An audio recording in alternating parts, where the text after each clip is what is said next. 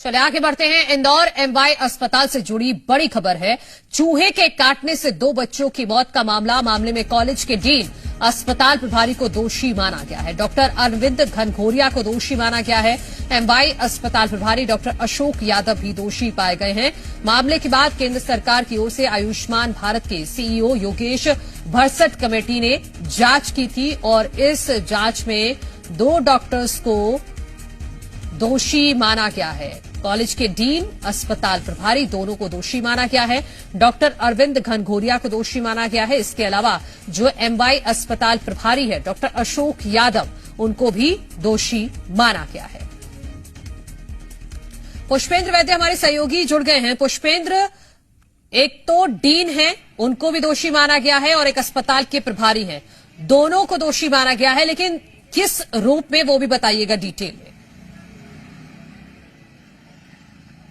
मनु, देखिए, काफी गंभीर ये मसला था। दरअसल कुछ दिन पहले इंदौर का या मध्य प्रदेश का सबसे बड़ा सरकारी अस्पताल जो है महाराजा यशवंतराव चिकित्सालय, यहां पर चूहों के कुतरने से नवजात 2 शिशुओं की मौत का मामला सामने आया था और उसके बाद इस पूरे मामले को सरकार ने गंभीरता से लिया।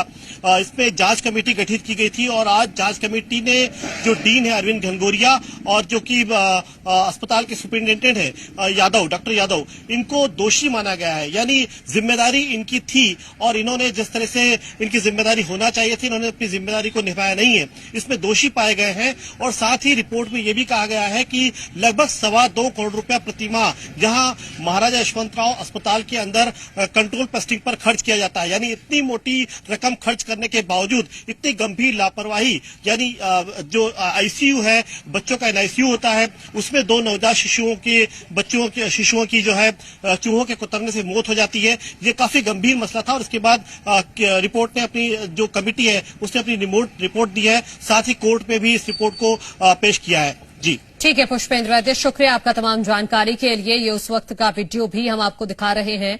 ये कुछ दिन पुराना मामला है। ये देखिए चूहे किस तरह से यहां एनआईसीयू में दौड़ लगा रहे थे और इन्हीं चूहों ने 2 छोटे छोटे मासूम बच्चों के पैरों को कुतर दिया था, जिसकी वजह से कुछ दिनों बाद ही उन बच्चों की मौत हो गई थी। अब इस मामले में जब केंद्र सरकार की कमेटी की तरफ से जांच की गई है तो कॉलेज के डीन और अस्पताल प्रभारी को दोषी माना गया है, क्योंकि करोड़ों का बजट होता है अस्पताल में पेस्ट कंट्रोल के लिए। उसके बावजूद भी यहां पर इस तरह से चूहे एनआईसीयू में दौड़ लगा रहे थे।